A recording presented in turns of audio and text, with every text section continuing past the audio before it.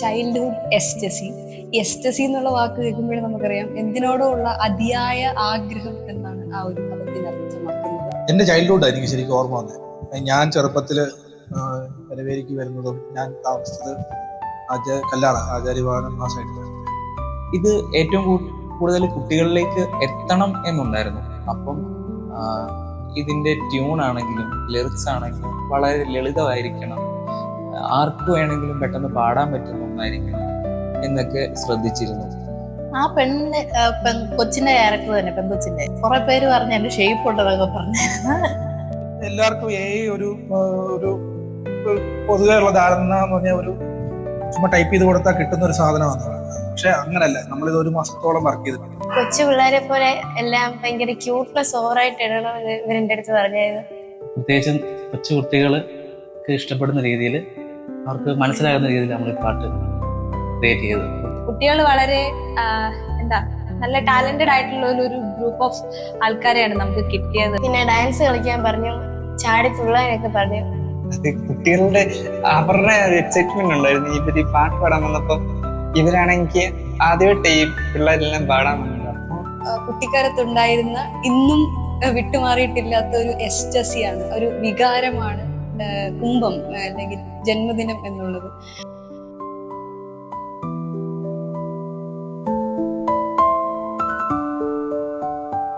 ഇവർക്കും സ്നേഹവന്ദനം. ഞാൻ ആദിത്യ രാജീവ്.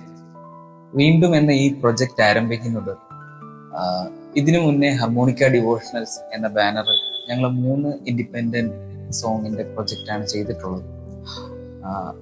അത് ആദ്യത്തേത് വെത, രണ്ടാമത് ജന്മസങ്കേതം, മൂന്നാമതാണ് വീണ്ടും ചെയ്യുന്നത്. വീണ്ടുമിന്റെ ആശയം വെത ചെയ്തുകൊണ്ടിരിക്കുന്ന സമയത്ത് തന്നെ ഇതിന്റെ ഡയറക്ടർ അഖിൽ വിജയൻ എന്നോട് പറഞ്ഞിട്ടുണ്ടായിരുന്നു, വീണ്ടും അന്ന് അങ്ങനെ ഒരു പേരിട്ടിട്ടില്ല, ഇതുപോലൊരു കുംഭത്തിനുള്ള ഒരു ഒരുക്കത്തിന്റെ ഒരാശയം, ഒരു കാർട്ടൂൺ വീഡിയോ ചെയ്യണം എന്ന് അന്ന് ഇതുപോലെ പറഞ്ഞിട്ടുണ്ടായിരുന്നു.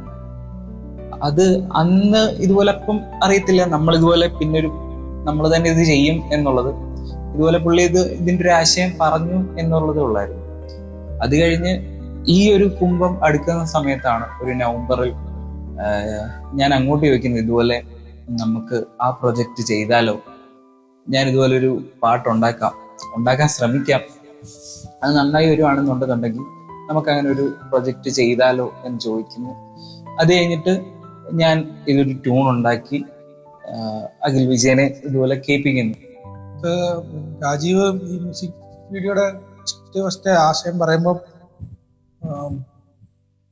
എൻ്റെ ചൈൽഡ്ഹുഡ് എനിക്ക് ശരിക്കും ഓർമ്മ വന്നത്. ഞാൻ ചെറുപ്പത്തില് കരവേരിക്ക് വരുന്നതും ഞാൻ താമസിച്ചത് കല്ലാറ ആചാര്യവാനം ആ സൈഡിലാണ്.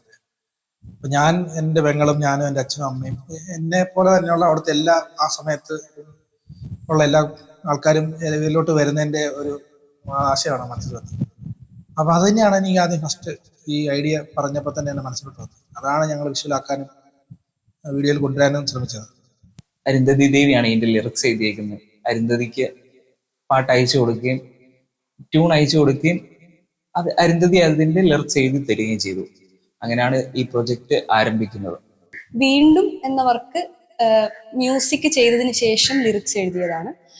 അതൊരു കുട്ടികളുടേതായിട്ടുള്ള ഒരു പെർസ്പെക്റ്റീവിൽ അവരുടെ ചിന്തകൾ അല്ലെങ്കിൽ അവരുടെ മനസ്സിലുള്ള ഒരു ജോയ് വരുന്ന രീതിക്ക് ചെയ്യണം. അതോടൊപ്പം അതൊരു സെലിബ്രേഷൻ മൂഡും ആകണമായിരുന്നു. അപ്പൊ അത് തീർച്ചയായും ട്യൂൺ ചെയ്തതിന് ശേഷമാണ് ലിറിക്സ് എഴുതുന്നത്. അപ്പൊ ട്യൂൺ എഴുതി കഴിഞ്ഞ് ഇതാണ് നമ്മൾ ഉൾക്കൊള്ളുന്ന ഒരു വികാരം, ഇതാണ്. അപ്പൊ ഇതില് ഈ രീതിക്ക് എഴുതണം എന്നുള്ള ഒരു നിർദ്ദേശത്തിന്റെ പുറത്ത് തന്നെയാണ് എഴുതുന്നത്.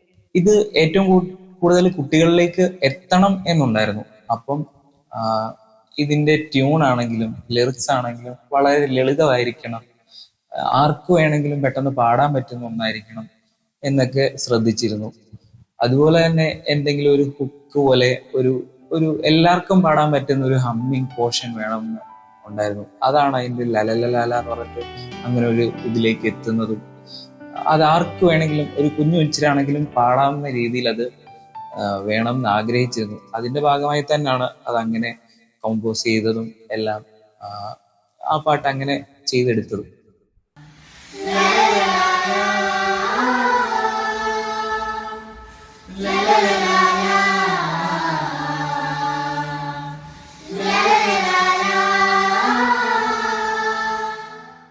കുട്ടികളുടെ ലോകം അവതരിപ്പിക്കുമ്പോൾ ഞാൻ മനസ്സിലാക്കിയെടുത്തോളം ശ്രദ്ധിക്കേണ്ടത് കുട്ടികൾ സംസാരിക്കുന്ന രീതിയിൽ അല്ലെങ്കിൽ അവർക്ക് അവര് ചിന്തിക്കേണ്ട രീതിയിൽ എഴുതണം എന്നുള്ളതാണ്. രാജീവൻ ആദ്യം ഇങ്ങനെ തന്നെ എന്നോട് പറഞ്ഞപ്പോൾ തന്നെ 2D ആനിമേഷൻ തന്നെയായിരുന്നു, നമുക്കും അങ്ങനെ തന്നെയായിരുന്നു. ഇതിനു മുന്നേ ഞങ്ങള് ഇതേ ബാനറിൽ തന്നെ വേദ എന്ന് പറഞ്ഞിട്ട് മ്യൂസിക് ആൽബം ചെയ്തു, അത് വിഷ്വൽ വീഡിയോ ആയിരുന്നു. അപ്പം അത് ചെയ്തപ്പോൾ തന്നെ അന്ന് ഇറങ്ങിയ സമയത്ത് തന്നെ അതിന്റെ ഒരു റിലീസിന് ശേഷം തന്നെ നമ്മൾ ആദ്യം പ്ലാൻ ചെയ്തത് നമുക്ക് എന്തെങ്കിലും അല്ലാതൊരു വേറൊരു പരിപാടി ചെയ്യണം. അന്ന് തന്നെ 1 വർഷം മുന്നേ നമുക്ക് ഉള്ള പ്ലാന് ആനിമേഷൻ.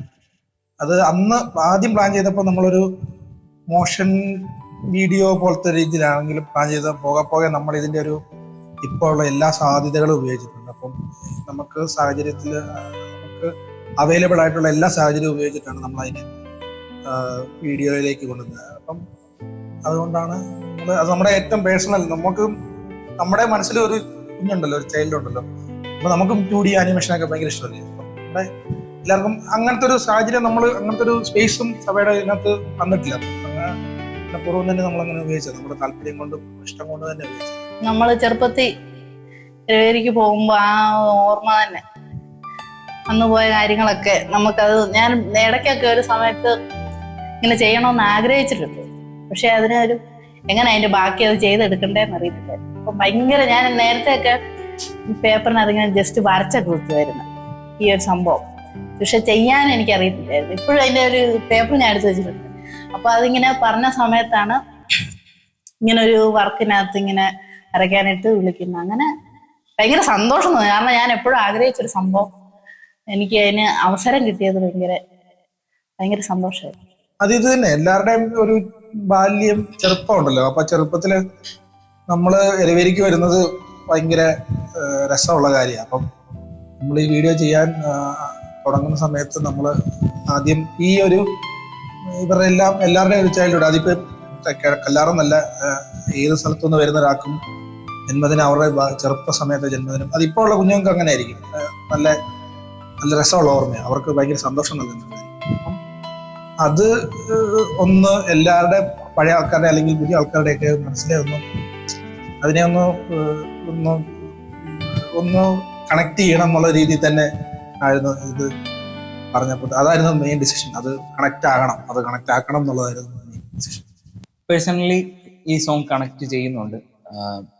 എൻ്റെയൊക്കെ ചെറുപ്പത്തിൽ കുംഭം എന്ന് പറയുന്നത് വളരെ കാത്തിരുന്ന് ഒരു കുംഭത്തിന് വേണ്ടിയിട്ട് ഇതുപോലെ ഒരു കുടുക്ക കാണും, അതിൻ്റെ അകത്ത് പൈസയൊക്കെ ഇട്ട് ഇതുപോലെ കുംഭത്തിന് വേണ്ടിയിട്ട് നമ്മൾ കുംഭമാകാൻ വേണ്ടിയിട്ട് ഭയങ്കര ആകാംക്ഷയോടെ കാത്തിരുന്ന് അവിടെ ചെല്ലുമ്പോഴും അതുപോലെ തന്നെ ഭയങ്കര എക്സ്പീരിയൻസ് ആയിരുന്നു കുംഭം എന്ന് പറയുന്നത്. എൻ്റെ ചെറുപ്പത്തിലെ ഒരു കുംഭം എന്ന് പറയുന്നത് ഭയങ്കര ഒരു എക്സ്പീരിയൻസ് തന്നെയായിരുന്നു. ഭയങ്കര കളർഫുൾ ആയിരുന്നു, ഭയങ്കര ലൈറ്റും കാര്യങ്ങൾ, കവാടങ്ങൾ, അതുപോലെ മണ്ഡപം ഇപ്രാവശ്യം എങ്ങനെയാ ലൈറ്റ് ചെയ്തേക്കുന്നത് എന്നൊക്കെ കാണാനുള്ളൊരു ഭയങ്കര ഒരു ആകാംക്ഷ ആ സമയത്തെ കുംഭങ്ങൾക്ക് ഉണ്ടായിരുന്നു.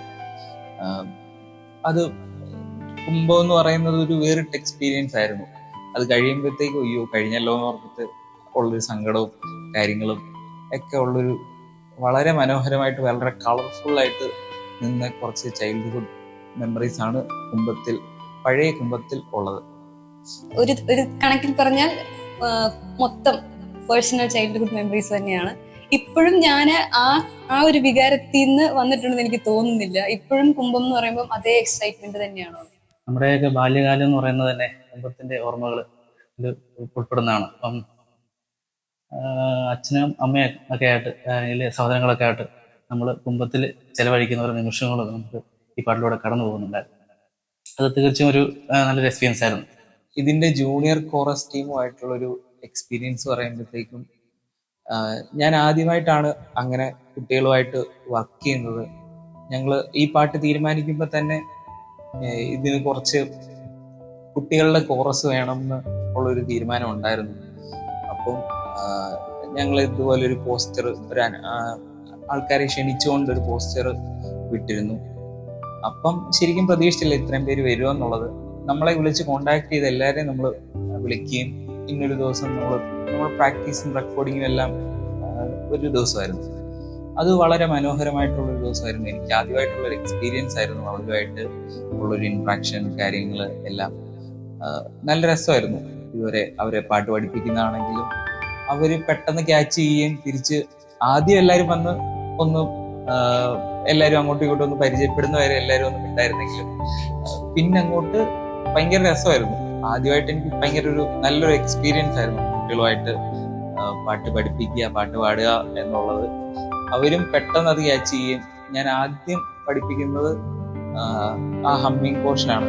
അപ്പം അത് തന്നെ അവർ നല്ല രീതിയിൽ ഇങ്ങോട്ട് പാടി തന്നപ്പോഴത്തേക്കും ഭയങ്കര സന്തോഷമായിരുന്നു. നമ്മൾ കമ്പോസ് ചെയ്ത ഒരു സാധനം ഈ കൊച്ചു പിള്ളേരുടെ ഒരു സൗണ്ടിൽ ഇവരെല്ലാരും കൂടി ഇവിടെ ഇതായിരുന്നു അതിന്റെ റെക്കോർഡിങ് സ്പേസ്.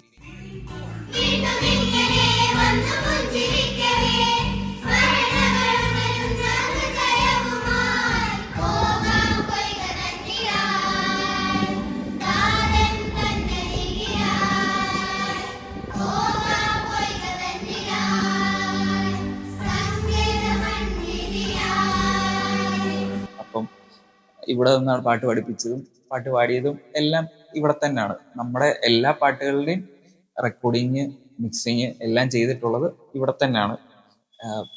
ആദ്യ കാലങ്ങളിലെ പാട്ടുകളിൽ മിക്സ് ചെയ്തിട്ടുള്ളത് ഗിരീഷ് ദേവ്, അതുപോലെ അനീഷ് തെക്കേക്കര ഇവരൊക്കെ ചെയ്തിട്ടുണ്ട്. അത് കഴിഞ്ഞിട്ടുള്ളത് പിന്നുള്ളതെല്ലാം ഇവിടെ തന്നെയാണ് മിക്സ് ചെയ്തിട്ടുള്ളതും റെക്കോർഡ് ചെയ്തിട്ടുള്ളതും എല്ലാം. കുട്ടികളുടെ അവരുടെ എക്സൈറ്റ്മെന്റ് ഉണ്ടായിരുന്നു. ഇവര് ഈ പാട്ട് പാടാൻ വന്നപ്പം ഇവരാണെങ്കിൽ ആദ്യമായിട്ട് ഈ പിള്ളേരെല്ലാം പാടാൻ വന്നത്. അപ്പൊ അതിന്റെ ഒരു എക്സൈറ്റ്മെന്റ് അതിന്റെ അവരാണെങ്കിൽ ഇവിടെ ഇടയ്ക്ക് നിൽക്കുമ്പോ അവരുടെ ഒരു കളികളും ഇതൊക്കെ രസകരമായിരുന്നു. പ്രധാന ഉത്തരവാദിത്വം നമ്മള് കൊച്ചുകുട്ടികളാണ് ഇതിലെ കോറസ് പാടുന്നത്. ലീഡ് സിംഗർ അല്ലാതെ ബാക്കിയെല്ലാം കുഞ്ഞു പിള്ളേരാണ്. അപ്പൊ ഏറ്റവും വലിയൊരു ചലഞ്ചിങ് അവരെ പാട്ട് പഠിപ്പിച്ച് റെക്കോർഡിങ്ങിന്റെ സമയത്ത് പാട്ട് റെക്കോർഡ് ചെയ്യിക്കുക എന്നുള്ളതായിരുന്നു എന്റെ ഡ്യൂട്ടി. അപ്പൊ ആദ്യം അത് പഠിച്ച് കുട്ടികൾക്ക് അത് പഠിപ്പിച്ചു കൊടുക്കുക എന്നുള്ളതായിരുന്നു ഏറ്റവും വലിയൊരു ടാസ്ക്. അപ്പം എന്റെ ഫസ്റ്റ് എക്സ്പീരിയൻസ് ആണ് ഒരു അസിസ്റ്റന്റ് മ്യൂസിക് ഡയറക്ടറായിട്ട്. ആക്ച്വലി എനിക്കും ഒരു ലേണിംഗ് എക്സ്പീരിയൻസ് ആയിരുന്നു ഇത്. ഇപ്പം മ്യൂസിക് ഡയറക്ടർ കൂടെ ഉണ്ടായിരുന്നു, രാജേട്ടൻ കൂടെ ഉണ്ടായിരുന്നു. ആളുടെ സപ്പോർട്ടിന്റെ കൂടെ കുട്ടികളെ പഠിപ്പിച്ച് പിന്നെ റെക്കോർഡിങ്ങിന് കയറിയപ്പം ഞാൻ റെക്കോർഡിങ്ങിന് പാട്ട് പാടാൻ കയറിയ സമയത്ത് ഉണ്ടായിരുന്ന ആ ഒരു എക്സ്പീരിയൻസസ് ഒക്കെ വെച്ചിട്ട് കുട്ടികൾക്ക് പറഞ്ഞു കൊടുത്തു. അങ്ങനെ അവരെ കൊണ്ട് പാടിച്ചു. കുട്ടികൾ വളരെ നല്ല ടാലന്റഡ് ആയിട്ടുള്ള ഒരു ഗ്രൂപ്പ് ഓഫ് ആൾക്കാരെയാണ് നമുക്ക് കിട്ടിയത്. അതുകൊണ്ട് അവരുടെ മേലെ നമുക്ക് ഒരുപാട് സ്ട്രെസ് എടുക്കേണ്ട കാര്യം വന്നില്ല. റെക്കോർഡിംഗ് പ്രോസസ്സിൽ ഏറ്റവും കൂടുതൽ മെമ്മറബിൾ ഈ കുട്ടികളുമായിട്ടുള്ള റെക്കോർഡിങ് തന്നെയായിരുന്നു. അവരെ പാട്ട് പഠിപ്പിക്കുന്നതും അവർക്ക് നമ്മൾ പറഞ്ഞു കൊടുക്കുമ്പോഴത്തേക്കും അവരുടെ അടുക്കിൽ നിന്ന് കിട്ടുന്ന റെസ്പോൺസും അവർക്കെല്ലാം ഇതൊരു പുതിയ എക്സ്പീരിയൻസ് ആയിരുന്നു. ഇതുപോലെ ആദ്യമായിട്ടാണ് എല്ലാവരും റെക്കോർഡ് ചെയ്യാൻ വരുന്നതും കാര്യങ്ങളും എല്ലാം. അപ്പം അവരുടെ ഉള്ളിൽ അവരുടെ മുഖത്തും ആ എക്സൈറ്റ്മെന്റ് കാണാനുണ്ടായിരുന്നു. അവരും ഭയങ്കര സഹകരണമായിരുന്നു നമ്മളോട്. അതുപോലെ അവരുടെ കൂടെ വന്ന പേരൻസ് നല്ല സപ്പോർട്ടായിരുന്നു. ഇതുപോലെ ഇവിടെ ഇവരെ കൊണ്ടുവരുന്നതിനാണ് നമ്മൾ പറഞ്ഞ സമയത്ത് കൊണ്ടുവരുന്നതിനാണെങ്കിലും അതുപോലെ ബാക്കി എല്ലാ കാര്യത്തിനും അവരുടെ ഒരു നല്ല സപ്പോർട്ട് നമ്മുടെ കൂടെ ഉണ്ടായിരുന്നു. എൻ്റെ പേര് സൂര്യ എന്നാണ്, മുത്തമ്പടി ശാഖയാണ്. ഇങ്ങനെ ഒരു ആദ്യത്തെ ഇങ്ങനെ ഇട്ടപ്പോൾ തന്നെ ഭയങ്കര സന്തോഷം തോന്നി. കുഞ്ഞു കുട്ടികളെ വെച്ച് ഇങ്ങനെ ചെയ്യുന്നത്, പ്രത്യേകിച്ച് ആനിമേഷൻ്റെയും കൂടെ ഇത് ആദ്യമായിട്ട് ചെയ്യുന്നതല്ലേ. അപ്പം പാട്ടൊക്കെ കേട്ട് അടിപൊളി പാട്ടാണ്. എൻ്റെ പേര് സബിത പത്മകുമാർ, ഞാൻ പാളയം ശാഖാംഗമാണ്. ഇത് ഹാർമോണിക്ക മ്യൂസിക് ബാൻഡിൻ്റെ പേരിൽ ഇതുപോലെ കുഞ്ഞുങ്ങൾക്ക് ഒരു വലിയ അവസരം ലഭിച്ചതിൽ ഏറ്റവും ആദ്യമായി തന്നെ നന്ദി പറയുകയാണ്. കാരണം വളരെ നല്ല ദൂരെ കിടക്കുന്ന പല പ്രദേശങ്ങളിൽ കിടക്കുന്ന കുഞ്ഞുങ്ങളെല്ലാവർക്കും ഒന്ന് ഒത്തുകൂടുവാനും സന്തോഷിക്കുവാനും കിട്ടിയൊരു വലിയ അവസരമാണ് ഇവിടെ ഒരുക്കി തന്നത്. അതിന് ആദ്യം തന്നെ ഏറ്റവും സന്തോഷം അറിയിക്കുന്നു. സുമിത സുഭാഷ്, ഞാൻ അമ്പല ദിവ്യമാതശാഖയിലംഗമാണ്. നല്ലൊരു പ്രോഗ്രാമാണ്. പിള്ളേർക്കെല്ലാം കുഞ്ഞുകുട്ടികൾക്കെല്ലാം പാടാനും ഉള്ളൊരു അവസരം, നല്ലൊരു പിള്ളേർക്ക് ഒരു എക്സ്പീരിയൻസ് കിട്ടാനുള്ളൊരു അവസരം ഉണ്ടായിരുന്നു. എൻ്റെ പേര് രശ്മി, കനകപ്പള്ളി ശാഖാംഗമാണ്. ഇങ്ങനെ ഒരു ഹാർമോണിക്ക ഗ്രൂപ്പിൻ്റെ ഇങ്ങനെ ഒരു പ്രോഗ്രാം വന്നപ്പോൾ തന്നെ എനിക്ക് അതിയായ സന്തോഷമുണ്ടായി. കാരണം എന്താണെന്ന് വെച്ചാൽ കുഞ്ഞുങ്ങൾ വളർന്നു വരുന്ന കുഞ്ഞുങ്ങളെ നമ്മൾ ആ ഒരു ആൽബത്തിൽ കൂടെയൊക്കെ നമ്മുടെ കുഞ്ഞുങ്ങളെ നമ്മൾ വളർത്തിക്കൊണ്ട് വരുവാൻ ഹാർമോണിക്ക എടുത്ത ആ ഒരു എഫർട്ട് അത് നല്ലൊരു കാര്യം തന്നെയാണ്. അതിലെ അഭിനന്ദനങ്ങൾ അറിയിക്കും. അതുപോലെ തന്നെയാണ് ഇതിന്റെ പാട്ട് പാടിയിരിക്കുന്ന ശ്രീരാഗ് എന്ന് പറഞ്ഞൊരു ചേട്ടനാണ്. എൻ്റെ ഒരു ബ്രദർ കൂടിയാണ്. ഈ റെക്കോർഡിങ് സമയത്ത് തികച്ചും അപ്രതീക്ഷിതമായിരുന്നു. ഒരു ദിവസം വൈകിട്ട് 11 മണി 12 മണിക്ക് ശേഷം സമയത്താണ് രാജീവ് വിളിച്ചത് പാട്ട് പാടാൻ വേണ്ടി. ഇതുപോലെ എൻ്റെ കസിൻ വഴിയാണ് നമ്പർ കിട്ടി. അങ്ങനെ വിളിച്ച് മൊബൈൽ വഴി ഇങ്ങനെ ചോദിച്ചപ്പം ആദ്യം ഞാൻ പ്രതീക്ഷിച്ചില്ല. ആദ്യമായിട്ട് ഇങ്ങനെ ഒരു പാട്ട് അവസരം കിട്ടുമ്പോഴത്തേക്ക് ഒരുപാട് സന്തോഷം തോന്നി. ആ കേട്ട സമയത്ത് തന്നെ അന്നേരം തന്നെ ഞാൻ അറ്റൻഡ് ചെയ്യാം. അന്ന് കുറച്ച് തിരക്കുകളൊക്കെ ഉണ്ടായിരുന്നു. അപ്പോൾ പറഞ്ഞ് വെയിറ്റ് ചെയ്യാം, ചേട്ടന് വേണ്ടി സമയമെടുത്ത് വെയിറ്റ് ചെയ്യാം, ഏത് ദിവസമാണെങ്കിലും വൈകിട്ട് വന്ന് നമുക്ക് പാട്ട് പാടുവാണെങ്കിൽ കൂളായിട്ട് പാടാം, ഒത്തിരി ടെൻഷൻ വേണ്ട, പാട്ട് പഠിച്ച് ട്രാക്ക് പഠിച്ച് സമാധാനമായിട്ട് ട്രാക്ക് എടുക്കാമെന്ന് തന്നെ ഭയങ്കര കംഫർട്ട് സോണായിരുന്നു. ഏറ്റവും കൂടുതലും ഞാൻ ശ്രദ്ധിച്ചത് അതിന്റെ വാക്കുകളുടെ പ്രൊനൗൺസിയേഷൻ തന്നെയാണ്. കാരണം ഏതൊരു പാട്ടാണെങ്കിലും അതിന്റെ വാക്കുകളുടെ പ്രൊനൗൺസിയേഷൻ ശരിയായ രീതിയിൽ വന്നില്ലെങ്കിൽ ആ പാട്ടിന് വേണ്ടത്ര ഫീല് കിട്ടില്ല എന്ന് വിശ്വസിക്കുന്ന ഒരാളാണ് ഞാൻ. അപ്പോ വളരെ ട്യൂണും ആ ഒരു ശ്രുതിയുടെ ഒക്കെ കൂടെ തന്നെ ഓരോ വാക്കുകളുടെ പെർഫെക്ഷൻ വളരെ വലുതാണ് ഒരു പാട്ട് നല്ലതാകുന്നതിൽ. അപ്പോ വരികള് കൂടുതലും അവര് ചിലപ്പോൾ പ്രൊനൗൺസ് ചെയ്യുമ്പോൾ ചെറിയ മിസ്റ്റേക്ക് ഒക്കെ വരുമ്പോൾ വീണ്ടും വീണ്ടും സ്ക്രീനിൽ വരികൾ ഇട്ട് കാണിച്ചു കൊടുത്ത് വരികള് തറവാക്കി പഠിപ്പിക്കുക എന്നുള്ളതായിരുന്നു ഞാൻ കൂടുതലും ശ്രദ്ധിച്ച ഒരു കാര്യം. തീർച്ചയായും ചൈൽഡ്ഹുഡ് മെമ്മറീസ് ഈ ഒരു കോമ്പോസിഷനിൽ ഇൻഫ്ലുവൻസ് ആയിട്ടുണ്ട്. എങ്ങനെ എഴുതിയെന്ന് ചോദിച്ചു കഴിഞ്ഞാൽ കുട്ടിക്കാലത്തുണ്ടായിരുന്ന എന്നിലെ വികാരത്തെ ഞാൻ കുട്ടിയായിരുന്ന രീതിയിൽ ചിന്തിച്ചെഴുതാനാണ് എനിക്ക് തന്നിരുന്ന ഇൻസ്ട്രക്ഷൻ, അതിലുള്ള മ്യൂസിക് ഡയറക്ടർ തന്നിരുന്ന ഇൻസ്ട്രക്ഷൻ. അപ്പം ആ രീതിക്ക് ചിന്തിച്ചു, അങ്ങനെ എഴുതി, അത്രേ ഉള്ളൂ.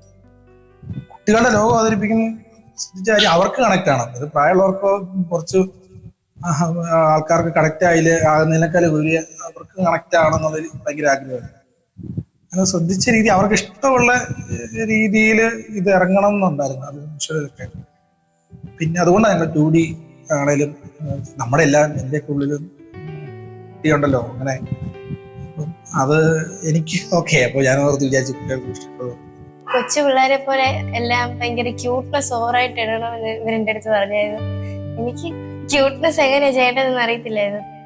പിന്നെ ഡാൻസ് കളിക്കാൻ പറഞ്ഞു, ചാടി തുള്ളാനൊക്കെ പറഞ്ഞു. ഭയങ്കര സന്തോഷം വേണം. ഓവർ ക്യൂട്ട്നെസ്, ഭയങ്കര കാർട്ടൂൺ എന്ന് പറയുമ്പോൾ നല്ല എക്സ്പ്രഷൻ ആണ് അതിന് വേണ്ടത്. അപ്പൊ എനിക്ക് നല്ല ക്യൂട്ട്നെസ്സും വേണം. അപ്പൊ അങ്ങനെയൊക്കെ കാണിക്കാൻ പറഞ്ഞപ്പോ എനിക്കറിയത്തില്ലായിരുന്നു. പക്ഷെ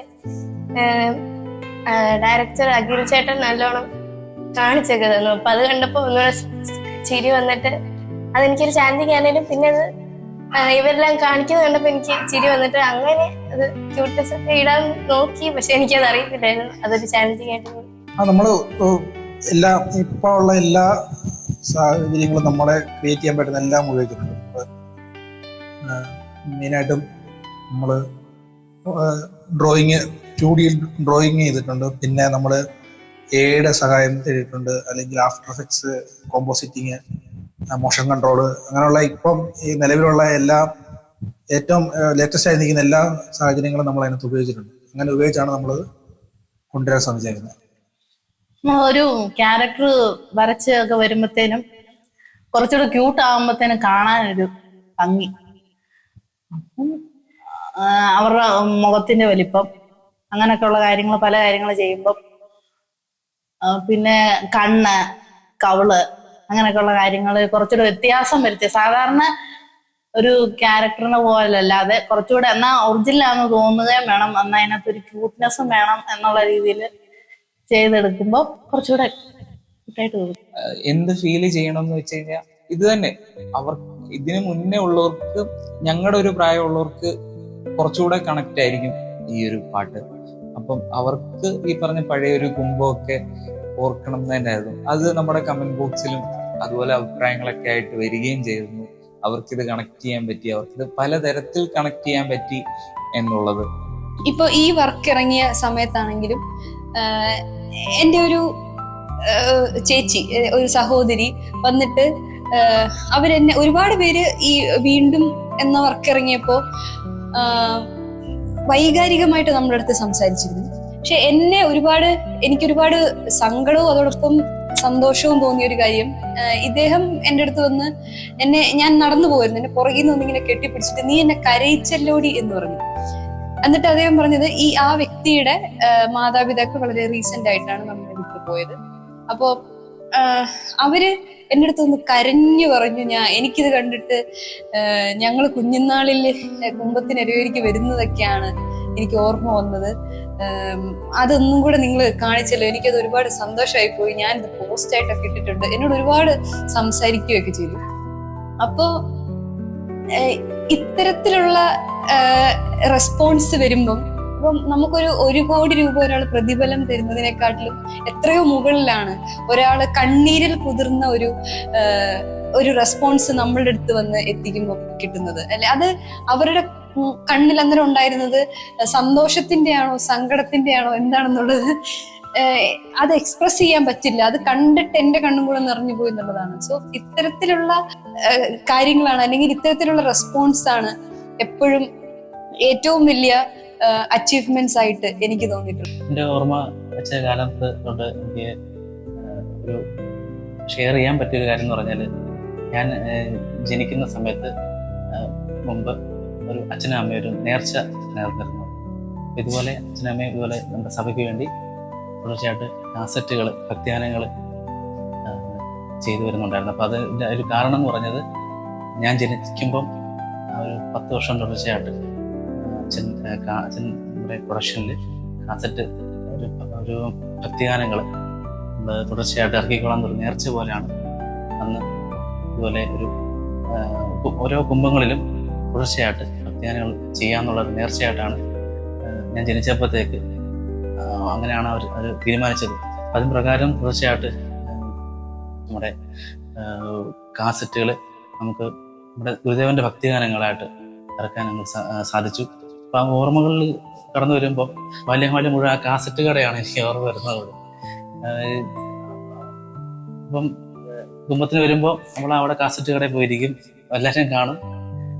അതുപോലെ ആ ഓർമ്മകളൊക്കെയാണ് ഇപ്പം എനിക്ക് നിങ്ങളോട് ഷെയർ ചെയ്യാൻ പറ്റുന്നത്. ടീം വർക്ക് എക്സ്പീരിയൻസ് ഭയങ്കര രസമായിരുന്നു, ഭയങ്കര മെമ്മറബിൾ ആയിരുന്നു. കാരണം നമ്മൾ ഒരു ടീമിനകത്തൊരു വർക്ക് ചെയ്യുന്നേക്കാൾ ഒരു ഭയങ്കര ഒരു ഫ്രീ ആയിട്ട് എല്ലാവരുമായിട്ട് ഇടപെടാനും നമുക്കൊരു ഒരു വർക്കിന്റെ ആ ഒരു പ്രഷറൊന്നും തോന്നിയിട്ടില്ല. എല്ലാവരും ഭയങ്കര രസമായിരുന്നു. എല്ലാം കാര്യങ്ങളും സംസാരിക്കാൻ, ഓപ്പൺ ആയിട്ട് സംസാരിക്കാനുള്ള സ്പേസ് ഉണ്ടായിരുന്നു. അതുകൊണ്ട് വർക്ക് ലാസ്റ്റ് അവസാനം ഇറങ്ങിയ സമയത്താണ് ഒരു ഭയങ്കര ടീം വർക്കായിട്ട് ഫീൽ ചെയ്തത്. അല്ലാതെ എല്ലാവർക്കും നല്ല ഫ്രീ ആയിട്ട് ഇടപെടാനും സംസാരിക്കാനും കാര്യങ്ങളൊക്കെ പറയാനും നല്ല ഒരു സ്പേസ് ആയിരുന്നു. അത് ഇതുപോലെ തന്നെ ഇത് നമ്മൾ ഉദ്ദേശിക്കുന്നവിടെ ഇത് നിൽക്കണമെന്നില്ലല്ലോ. അപ്പം നമ്മൾ പ്രീ പ്ലാൻ ചെയ്തിട്ടുണ്ട്, കുറെ പ്രീ പ്ലാൻ ചെയ്ത് ഇപ്പം നമ്മളതിനെ കുറച്ച് ടെസ്റ്റൊക്കെ എടുത്ത് നോക്കിയിട്ടുണ്ട്. ഞാനും രാജീവിന്റെ അനിയത്തിയുണ്ട്, അപ്പം ഞങ്ങളെല്ലാവരും കൂടി ഇതിന് ടെസ്റ്റ് എടുത്ത് നോക്കിയിട്ടുണ്ട്. ഇത് വർക്കൗട്ട് ആവുമോ, ഞങ്ങൾ അതിന് മുന്നേ ചെയ്തൊക്കെ നോക്കിയിട്ടുണ്ട്. ഇത് ഏത് രീതിയിൽ ഇത് വർക്കൗട്ട് ആവും, ഇത് ഇതിനകത്ത് വരുമോ. കുറെ നമ്മൾ പ്രീ പ്ലാൻ ചെയ്ത് വർക്ക് ചെയ്തിട്ടാണ് നോക്കിയത്. നമ്മളൊരു നിസ്സാരമായിട്ട് കണ്ടില്ല. മോഷൻ ക്യാപ്ചർ നമ്മള് ഒരു പ്ലസ് ആണ്. നമ്മൾ ചെയ്ത് തുടങ്ങുന്ന സമയത്ത് ഇതിനകത്ത് ഇത് വന്നിട്ടില്ല. നമ്മൾ ചെയ്യാൻ പ്ലാൻ ഇട്ട സമയത്ത് ആ സമയത്ത് എയുടെ ബേസിക് സ്റ്റേജിൽ നിൽക്കുക. നമ്മളിത് വിഷ്വൽ ഇത് വീഡിയോ സ്റ്റാർട്ടിങ് ഉണ്ടാക്കാൻ സ്റ്റാർട്ട് ചെയ്ത സമയത്താണ് ഇങ്ങനെ ഒരു ഓപ്ഷനുകൾ അതിനകത്ത് കാണിക്കുന്നത്. നമ്മൾ അതിനെ ഉപയോഗിച്ചിട്ട് ഈ ഇപ്പം വരുന്ന വീഡിയോക്കകത്ത് കണ്ടാൽ മനസ്സിലാകാത്ത രീതിയിൽ നമുക്ക് ബ്ലെൻഡ് ചെയ്യാൻ പറ്റിയെന്നാണ് നമ്മൾ വിചാരിക്കുന്നത്. ഫോട്ടോഷോപ്പിലാണ് ചെയ്തത്. ഫോട്ടോഷോപ്പിൽ തന്നെയാണ് വരച്ചതും കളറും എല്ലാം ഫോട്ടോഷോപ്പിൽ തന്നെയാണ് ചെയ്തെടുത്തത്. എല്ലാ ഭാഗവും ചാലഞ്ചിങ് ആയിരുന്നു. നമ്മളിപ്പം എന്ന് പറയുന്നതെങ്കിൽ മോഷൻ കൺട്രോള് അല്ലെങ്കിൽ ഈ കോമ്പോസിറ്റിങ് എന്നൊക്കെ പറയുമ്പോൾ എല്ലാവർക്കും ഒരു പൊതുവെ ഉള്ള ധാരണ എന്ന് പറഞ്ഞാൽ ഒരു ചുമ്മാ ടൈപ്പ് ചെയ്ത് കൊടുത്താൽ കിട്ടുന്ന ഒരു സാധനമാണ്. പക്ഷെ അങ്ങനല്ല. നമ്മളിത് 1 മാസത്തോളം വർക്ക് ചെയ്തിട്ടുണ്ട്. ഒരു എന്താ പറയുന്ന ഒരു സാരമായിട്ട് കാണുന്ന ഒരു സാഹചര്യം മൊത്തത്തിലുണ്ടെങ്കിൽ പോലും അതിനേക്കാൾ കോംപ്ലിക്കേറ്റഡ് ആണ് ചെയ്യാൻ. കാരണം നമ്മൾ ഇതിനകത്ത് ത്രൂ ഔട്ട് ഒരു ക്യാരക്ടർ പിടിച്ചിട്ടുണ്ട്. അപ്പം ആദ്യം നമ്മൾ ഉണ്ടാക്കിയ ഒരു ക്യാരക്ടർ അവസാനം വരെ നമ്മളതിനെ പിടിക്കാൻ അത് കുറച്ചുകൂടെ റിസ്ക് ആയിട്ടുള്ള ഒരു പരിപാടിയാണ്. കാരണം ഈ നമ്മൾ ഉണ്ടാക്കുക എന്ന് പറഞ്ഞാൽ അച്ഛൻ അമ്മ 2 കുട്ടികളും അവരുടെ ക്യാരക്ടർ സാധാരണ എയിൽ നമുക്ക് അങ്ങനെ വിഷ്വൽ വരുന്നത് നമ്മൾ ഉദ്ദേശിക്കുന്നിടത്ത് എ വരണമെന്നില്ല. നമ്മൾ എവിടെ പ്ലേസ് ചെയ്യണം, എങ്ങോട്ട് പോകണം, എങ്ങോട്ട് വരണം എന്നൊക്കെ നമ്മൾ പ്രോംപ്റ്റ് ഒക്കെ കൊടുത്താൽ പോലും അത് നമ്മൾ ഉദ്ദേശിക്കുന്നിടത്ത് വിഷ്വൽ വരണമെന്നില്ല. അപ്പം അത് കുറെ ചാലഞ്ചിങ് ആണ്. നമ്മളിപ്പോൾ ഒരു ഏകദേശം ഒരു 100 വിഷ്വൽ ഉണ്ടാക്കി കണ്ടിട്ടുണ്ടെങ്കിൽ ഒരു 200-300 വിഷ്വൽ നമ്മൾ ഉണ്ടാക്കിയിട്ടുണ്ട്. അപ്പൊ അതിനകത്ത് വർക്കായതുണ്ട്, വർക്കാകാത്തതുണ്ട്, അതിന്റെ മൂവ്മെന്റ്സ്, അതിന്റെ നടക്കുന്ന രീതി, അങ്ങനെ ഇതിങ്ങനെ ഇവോൾവ് ചെയ്തുകൊണ്ട് വരികയാണല്ലോ അപ്പം അത് എല്ലാം ചലഞ്ചിങ് ആയിരുന്നു. നമ്മൾ ഓരോ കാര്യങ്ങളൊന്നും അതിനകത്തില്ല. പ്രത്യേകിച്ച് BRDസിന്റെ നമ്മള് ഈ സഭയുടെ പേരിൽ ഇതിൽ ഒരു രീതിയിൽ ഇറങ്ങുന്ന വീഡിയോ ആയതുകൊണ്ട് നമുക്ക് അത് മണ്ഡപം കാണിച്ചിട്ടുണ്ട്, തങ്കവിലാസ മെയിൻ ഗേറ്റ് ഉണ്ട്. നമ്മുടെ ജന്മദിനമായിട്ട് ബന്ധപ്പെട്ട കാര്യങ്ങളൊന്നും അത്രത്തോളം ഏളി കിട്ടണമെന്നില്ല. നമ്മൾ കുറെ റിസ്ക് എന്ന് വെച്ചാൽ അങ്ങനെയല്ല, നമ്മൾ കുറെ റിസർച്ച് ചെയ്ത് കുറെ മെനക്കെട്ടിട്ടാണ് നമ്മൾ ഇത് ചെയ്തത്. നമ്മൾ ഒരു ചെറിയ കുറെ റെഫറൻസ് ഇമേജുകളും റെഫറൻസ് സാധനങ്ങളും ഉപയോഗിച്ചിട്ടാണ് നമ്മൾ ചെയ്തത്. ഇനി ഗൂഗിൾ മാപ്പിൽ നിന്ന് വരെ നമ്മൾ എടുത്തിട്ട് അതിനകത്ത് വിഷ്വൽ ചെയ്തിട്ടുണ്ട്, എക്ക് കൊടുത്തിട്ടുണ്ട് കുറെ റെഫറൻസ് ഇമേജ് ഒക്കെ ആയിട്ട്. നാദസ്വരം ആൻഡ് ഫ്ലൂട്ട് ഉപയോഗിച്ചത്, ഫ്ലൂട്ട് എപ്പോഴും ഒരു ലൈഫ് തരുന്ന ഒരു ഇൻസ്ട്രുമെന്റ് ആണ്. എനിക്ക് വളരെ ഇഷ്ടമുള്ള ഒരു ഇൻസ്ട്രുമെന്റുമാണ്. അതുകൊണ്ടാണ് ഫ്ലൂട്ട് ഉപയോഗിക്കുന്നത്. നാദസ്വരം ഒരു ഫെസ്റ്റിവൽ ആംബിയൻസ് ക്രിയേറ്റ് ചെയ്യാനും മൊത്തത്തിൽ പാട്ടിന് ഒരു ഓളം ഉണ്ടാക്കാനുമാണ് നാദസ്വരം ഇതിലേക്ക് ആഡ് ചെയ്തത്. അത് വളരെ നല്ല രീതിയിൽ തന്നെ പ്ലേ ചെയ്തിട്ടുണ്ട്. അതെൻ്റെ സുഹൃത്തായ ജയകുമാർ ഇരവിപേരൂർ എന്ന് പറഞ്ഞ എൻ്റെ സുഹൃത്ത് തന്നെയാണ്. പുള്ളിയാണ് നമ്മുടെ എല്ലാ ഹാർമോണിക്കാടി കോൺഫറൻസിലെ എല്ലാ സോങ്ങിലും ഇതുപോലെ ഫ്ലൂട്ട് വന്നിട്ടുള്ള എല്ലാ സോങ്ങിലും ഫ്ലൂട്ട് നാദസ്വരം ഒക്കെ പ്ലേ ചെയ്തിട്ടുള്ളത്. അതുപോലെ തന്നെ ഇതിൽ അഡീഷണൽ പ്രോഗ്രാമിങ് ചെയ്ത ആൽബർട്ട് വിൽസണെ എടുത്തു പറയേണ്ട ഒരു കാര്യം തന്നെയാണ്. ആൽബർട്ട് വിൽസണും നല്ല രീതിയിൽ ഇതിൻ്റെ അകത്ത് അഡീഷണൽ പ്രോഗ്രാമിങ് എനിക്ക് ആവശ്യമുള്ള പോലെ തന്നെ നല്ല രീതിയിൽ അദ്ദേഹവും എനിക്ക് ചെയ്തു തന്നിട്ടുണ്ട്. ഒന്ന് ഈ ഒരു വീഡിയോ മൊത്തത്തിൽ സംസാരിക്കുന്ന വിഷയം വീണ്ടും എൻ്റെ പൊയ്കതന്നിൽ ഒന്നുകൂടി വന്നിടാൻ അതെനിക്ക് ഒരുപാട് ഇഷ്ടപ്പെട്ടു. പിന്നെ ഇതിനിടയ്ക്ക് ഒരു ഈ കഴിഞ്ഞുപോയ മാതാപിതാക്കളെ സ്മരിക്കുന്ന ഒരു ഭാഗമുണ്ട്. എങ്ങനെയാണ് അതിലേക്ക് എത്തിപ്പെട്ടതെന്ന് സത്യത്തിൽ എനിക്കും അറിയില്ല. എന്തോ ട്യൂൺ കേട്ടു അങ്ങനെ എഴുതി എന്നുള്ളതേ ഉള്ളൂ. അത് രണ്ടും എൻ്റെ ഫേവറേറ്റ് പോർഷൻസ്. അനുപല്ലവി ഭാഗം നമുക്ക് ഒരു മാതാപിതാക്കന്മാരെ കുറിച്ചൊരു പോർഷൻ ഉണ്ടല്ലോ, അപ്പോൾ അത് ഒരു ഫീല് കൊടുത്ത് പാടുന്നൊരു ഭാഗം. അത് മനസ്സിൽ തട്ടി പാടിയ പോലെ നമുക്ക് തോന്നി. അത് ഒരു പഴയ ഓർമ്മകളിലേക്ക് നമ്മളെ ഒരു കൂട്ടിക്കൊണ്ട് പോകുന്ന പോലെ നമുക്ക് തോന്നി. എന്നാൽ പഴയ ജാതി വ്യവസ്ഥയുള്ള നമുക്ക് കുടുംബത്തിന് വരുന്ന നമ്മുടെ ഗുരുദേവൻ പറഞ്ഞ കാര്യങ്ങളെല്ലാം അതെല്ലാം മാറ്റിയാണ് നമ്മൾ ഈ തലമുറയിലുള്ള നമ്മൾ എല്ലാവരും വളർന്നു വരുന്ന സാഹചര്യമൊക്കെ ഒരു ചേഞ്ച് ഉണ്ടല്ലോ. അതിനെക്കുറിച്ച് അതെല്ലാം ഓർത്തുകൊണ്ടുള്ളൊരു പാട്ടായതുകൊണ്ട് ആ ഒരു പോർഷൻ നമുക്ക് പ്രത്യേകം എനിക്ക് ഒരു ഫീൽ ഉണ്ടാക്കി. പാട്ട് പാടുമ്പോൾ അതിൻ്റെ ഒരു വ്യത്യസ്തത ഉണ്ടായിരുന്നു പാടുന്നു. വീഡിയോ ചെയ്യുന്ന എല്ലാം പാട്ട് കംപ്ലീറ്റ് ചെയ്തിട്ട് കഴിഞ്ഞിട്ട് തന്നെയായിരുന്നു. പാട്ടിന്റെ വീഡിയോ മോഷൻ ക്യാപ്ചർ കാര്യങ്ങളെല്ലാം വരുന്നത് പാട്ട് മ്യൂസിക് കമ്പോസ് ചെയ്ത് കഴിഞ്ഞ് തന്നെയാണ് വീഡിയോ കാര്യങ്ങളിലേക്ക് നമ്മൾ കടന്നത്. ഞാൻ എപ്പോഴും മ്യൂസിക്കിനോട് ചേർന്ന് വിഷ്വൽ ഉണ്ടാക്കാനേ ശ്രമിക്കാറുള്ളൂ. അപ്പം ഞാൻ ഇന്ന് വരെ ചെയ്തതും ഇതിന് മുന്നേ ചെയ്ത വർക്കുകളൊക്കെയും മ്യൂസിക്കിന്റെ നോട് ചേർന്നും അല്ലെങ്കിൽ ലിറിക്സിനോടൊക്കെ ചേർന്ന് തന്നെ വിഷ്വൽ ഉണ്ടാക്കാനാണ് ശ്രമിക്കുന്നത്. അതും അതിന്റെ രീതിക്ക് തന്നെ വന്നിട്ടുണ്ടെന്നാണ് ഞാൻ വിചാരിക്കുന്നത്. ആ മ്യൂസിക്കിന്റെ എന്താ പറയുന്ന താളത്തിനും അതിനകത്തുണ്ടാകുന്ന ഇൻസ്ട്രുമെന്റ്സ് ഉപയോഗിച്ചിരിക്കുന്നതിനും അതിനൊരു ഉദാഹരണം പറഞ്ഞാല് ഇതുണ്ടാക്കി ഒരു 60-70% പൂർത്തിയാക്കി കഴിഞ്ഞിട്ടാണ് നമ്മൾ കുഞ്ഞുങ്ങളെ കൊണ്ട് ഇത് പാട്ട് പഠിക്കുന്നത്. രാജീവ് അത് റെക്കോർഡ് ചെയ്ത സമയത്ത് നമ്മള് അന്ന് വരെ ഒരു വിഷ്വൽ ഒരു കഥയല്ല ഒരു വിഷ്വലിന്റെ ഒരു നറേഷൻ ഉണ്ടാക്കി വെച്ചൊരു രീതി ഞാനിവിടെ റെക്കോർഡിങ് കേൾക്കാൻ വന്നപ്പോൾ കുഞ്ഞുങ്ങൾ പാട്ട് പാടുന്ന നമ്മൾ കുറച്ചുകൂടെ ലിഫ്റ്റ് ആയി. പാട്ടിന്റെ ഒരു നമ്മൾ അന്ന് വരെ കേൾക്കുന്ന രീതിയിൽ നിന്നും കുറച്ചുകൂടെ ലിഫ്റ്റ് ആയപ്പം പിന്നെ അതിനനുസരിച്ചാണ് മാറ്റിയത്. പിന്നെ നമ്മൾ വിഷ്വൽ പിന്നെ രണ്ടാമത് മാറ്റിയിട്ട് അവരുടെ രീതിക്ക് അനുസരിച്ച് അവർ പാടുന്നതിന്റെ കേൾക്കുന്നതിന്റെ ആ ഒരു സുഖത്തിനനുസരിച്ചാണ്. ഇപ്പോഴും മ്യൂസിക്കിനോട് ചേർന്ന് വിഷ്വൽ ഉണ്ടാക്കാൻ പറ്റുന്നത്. അതായത് സെപ്പറേറ്റ് ആയിട്ട് വേറെണ്ണം ചെയ്ത് അത് മ്യൂസിക്കായിട്ട് ബ്ലെൻഡ് ചെയ്യാൻ പറ്റുമെന്നൊന്നും എനിക്കൊരു മ്യൂസിക് വീഡിയോയിൽ പറ്റുമെന്ന് തോന്നുന്നില്ല. വേറെ എന്തെങ്കിലുമൊക്കെ ചെയ്യുമ്പോൾ പറ്റുമായിരിക്കും. കൂടിയായിട്ട് അങ്ങനെ ചെയ്യാൻ പറ്റത്തില്ല. ഈ പ്രൊജക്റ്റിലെ ചലഞ്ചിങ് ആയ ഭാഗം എനിക്ക് ഇതിൻ്റെ ഇൻട്രോ ആയിരുന്നു. കാരണം മെയിൻ മെലഡി എനിക്ക് ആദ്യം തന്നെ കിട്ടി. പക്ഷെ ഇൻട്രോ ഇതെങ്ങനെ തുടങ്ങണം, ഇത് ഒരു പഴയകാല പാട്ട് കേൾക്കുന്ന ഒരു വിൻറ്റേജ് സോങ് പോലെ തോന്നണം എന്ന് എനിക്കുണ്ടായിരുന്നു. അപ്പം ഇതെങ്ങനെ തുടങ്ങണം എന്നുള്ളത് എനിക്ക് ഭയങ്കര ഒരു ചലഞ്ചിങ് ആയിരുന്നു. ഇതുപോലെ ആദ്യം ഇൻട്രോ ആണ്, അപ്പം അതെങ്ങനെ തുടങ്ങും എന്നുള്ളത്. അപ്പം ഞാൻ തന്നെ ആദ്യം ഒരെണ്ണം ചെയ്യും, എനിക്ക് ഇഷ്ടപ്പെട്ടില്ല. പിന്നെ ഒരു 2-3 എണ്ണം ചെയ്ത് ഞാൻ തന്നെ റിജക്റ്റ് ചെയ്ത് അത് കഴിഞ്ഞിട്ടുള്ളൊരു വേർഷനാണ് ഞാൻ വേറെ ആരും കേൾപ്പിച്ചിട്ടുള്ളത്. ബാക്കിയുള്ളവരെ ഞാൻ കേൾപ്പിക്കുന്നതും പിന്നെ വന്നൊരു വേർഷനാണ്. അത് അങ്ങനെയാണ് എൻ്റെ ചലഞ്ചിങ് ആയിട്ട് തോന്നിയത് ഇൻട്രോ ആണ്. അത് കുറച്ച് കഴിയുമ്പോൾ കിട്ടുകയും ചെയ്തു. എന്നെ സംബന്ധിച്ചിടത്തോളം ഈ പ്രൊജക്റ്റ് തന്നെ കുറച്ച് ചാലഞ്ചിങ് ആയിരുന്നു.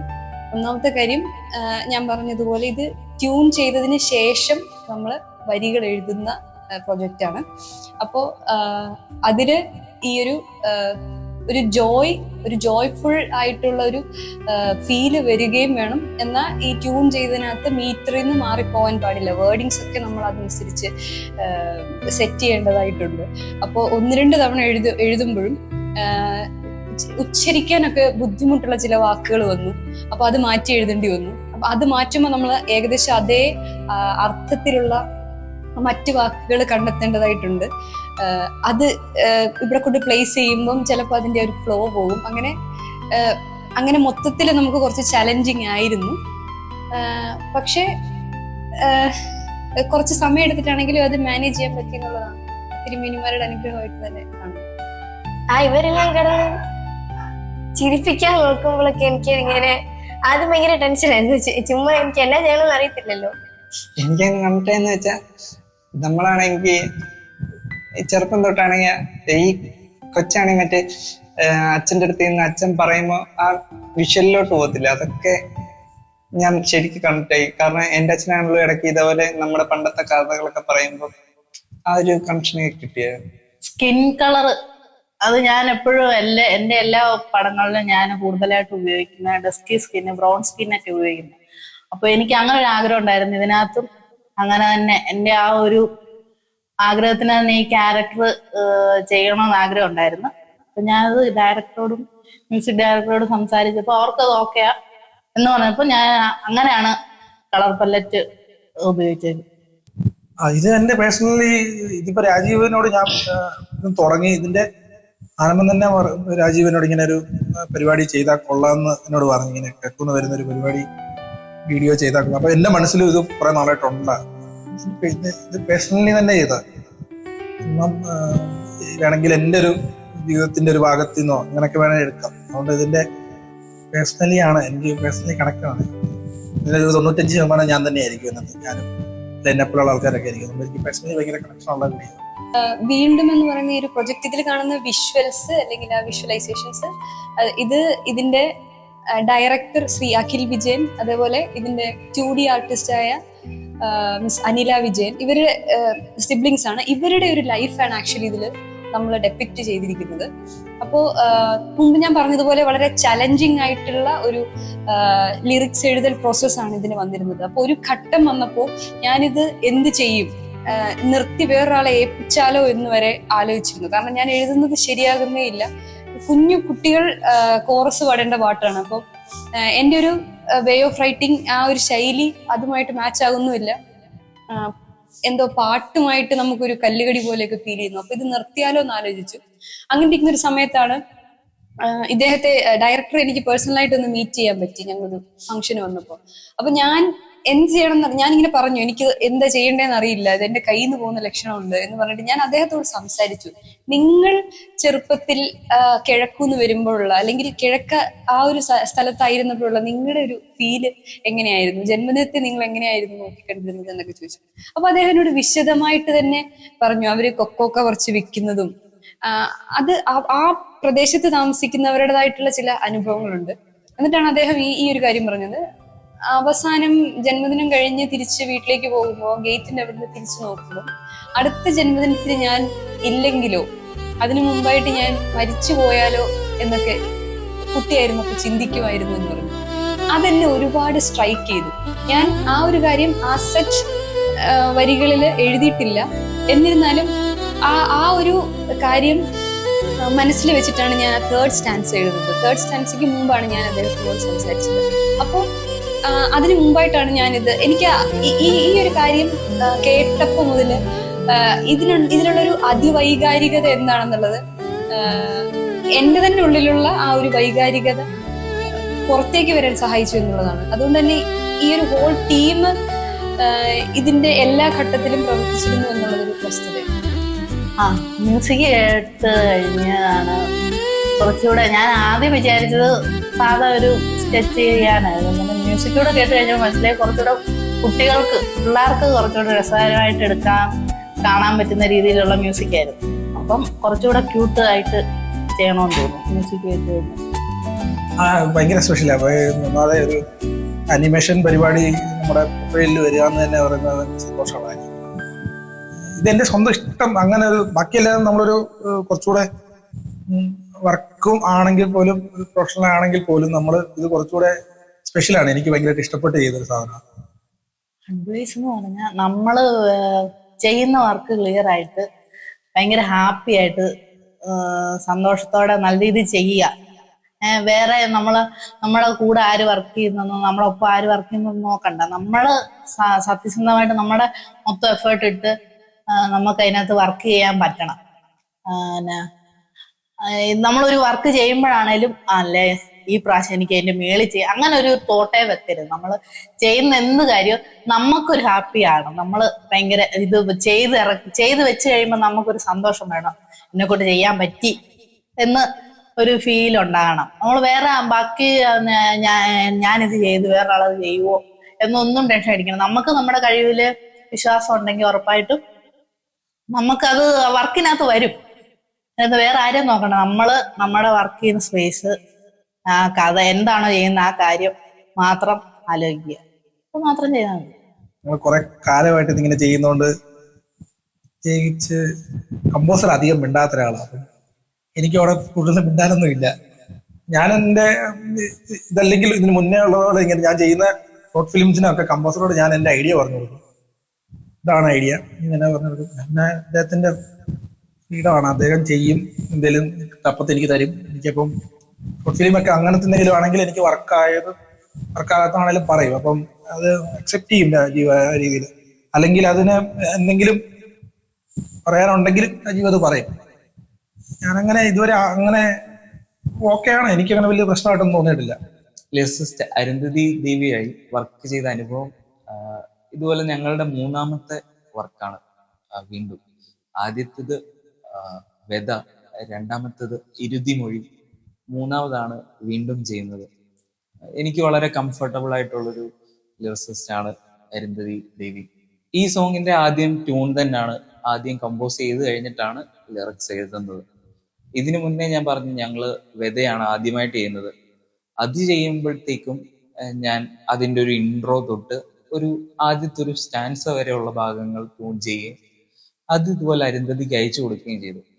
ആദ്യത്തെ ഒരു 4 വരി മാത്രം ഒരു ഹമ്മിങ് രൂപത്തിൽ കമ്പോസ് ചെയ്തിട്ട് എനിക്ക് അയച്ചു തരുമായിരുന്നു. എന്നിട്ട് ഇത് കേൾക്കുമ്പം എന്താണ് തോന്നുന്നത് അത് വെച്ച് എഴുതിക്കോളാൻ പറഞ്ഞു. ഞാൻ അരുന്ധതിയോടും പറഞ്ഞിട്ടുണ്ടായിരുന്നു ഇത് എൻ്റെ ഒരു പരീക്ഷണമാണ്, അപ്പം ഇതുപോലെ ലിറിക്സ് എഴുതി നോക്കാവോ, ഇത് കേട്ടിട്ട് എന്താ തോന്നുന്നത്, എന്ത് തോന്നുന്നു അത് എഴുതിക്കോളാൻ ആയിരുന്നു പറഞ്ഞത്. കവിത എഴുതി എനിക്ക് ശീലമില്ല. ഞാൻ ഇതിനു മുമ്പ് ലേഖനങ്ങളൊക്കെ എഴുതിയിട്ടുണ്ട്. കവിത എന്ന് പറയുന്ന ഒരു ഫീൽഡിലേക്ക് ഇതിനു മുമ്പ് വന്നിട്ടില്ല, എഴുതിയിട്ടുമില്ല.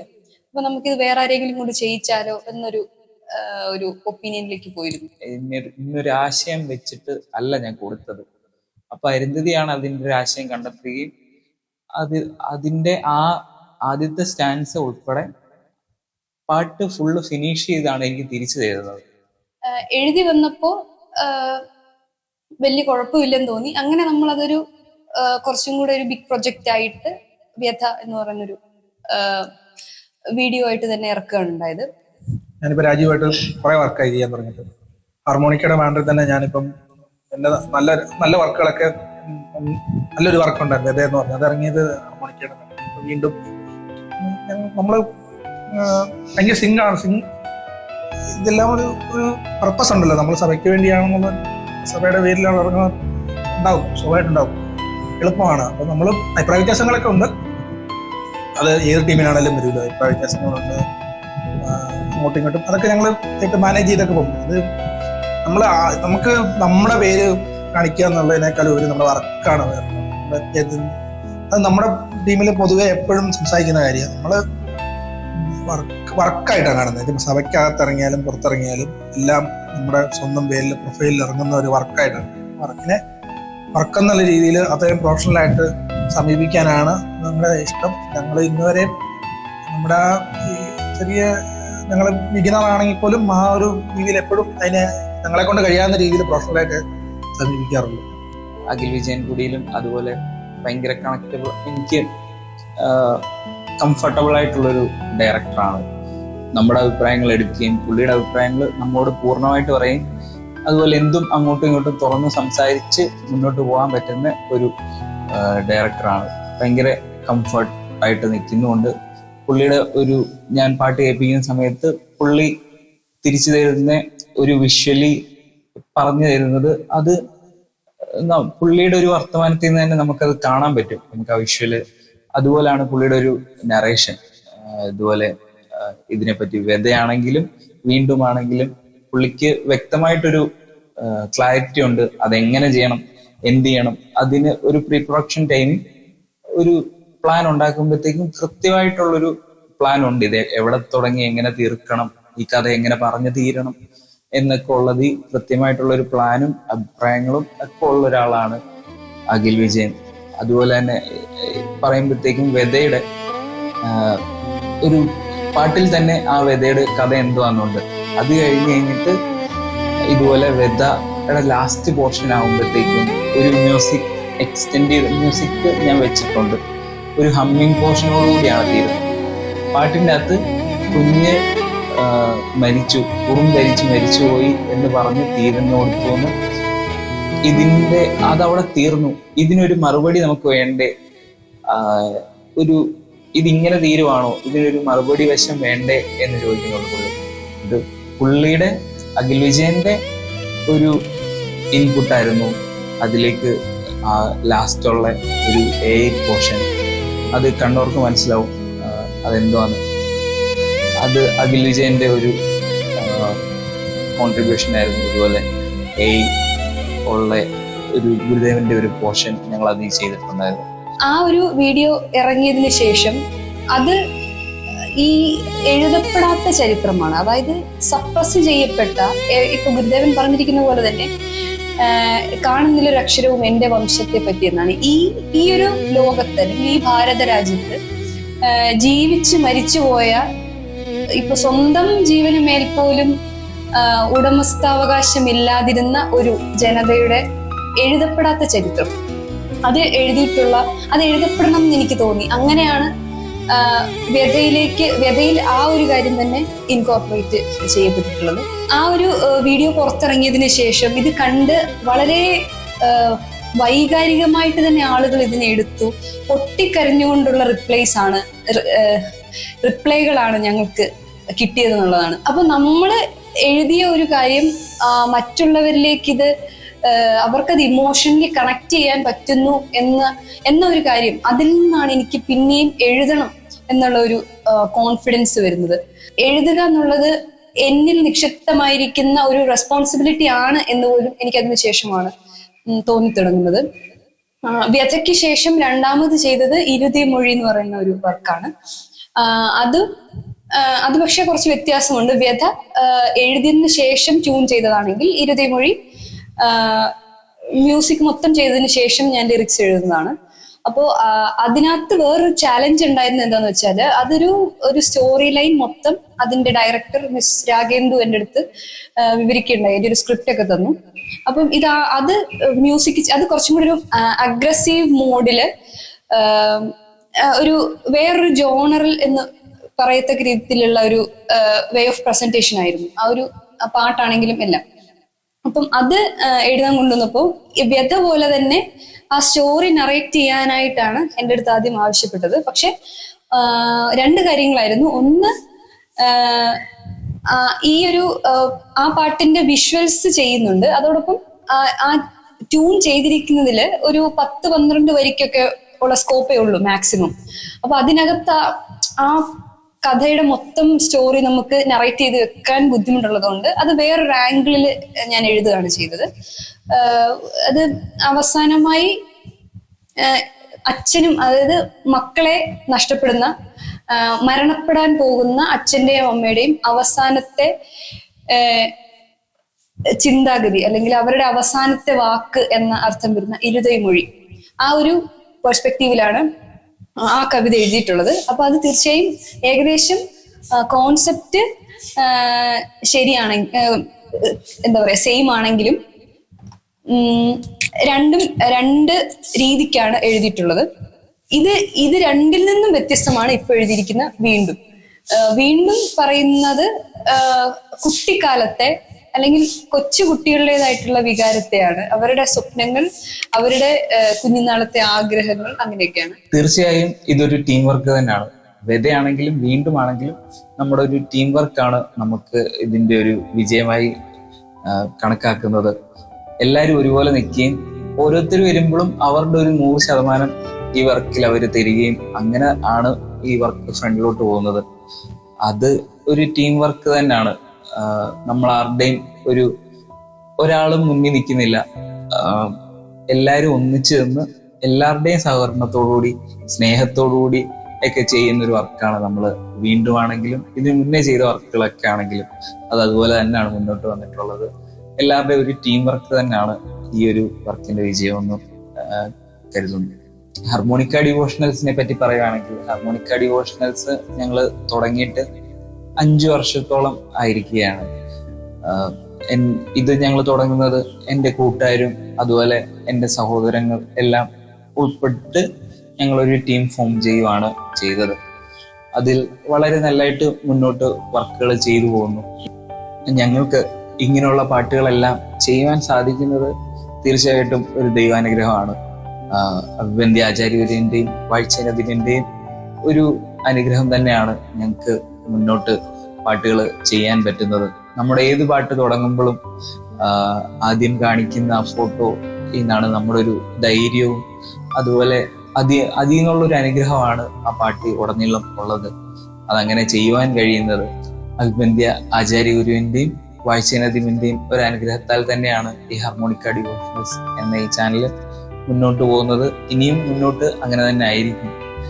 ഇനിയും മുന്നോട്ട് ഒരുപാട് പ്രൊജക്റ്റുകൾ ചെയ്യാനുണ്ട്. സഭയുടെ പാട്ടുകൾ, ഗുരുദേവൻ എഴുതിയ പാട്ടുകൾ, തിരുമേനിമാർ എഴുതിയ പാട്ടുകൾ, ഗുരുദേവ ശിഷ്യന്മാർ എഴുതിയ പാട്ടുകൾ എല്ലാം ഈ ചാനലിലൂടെ പുറത്തു വരണമെന്ന് ഞങ്ങൾ ആഗ്രഹിക്കുന്നുണ്ട്.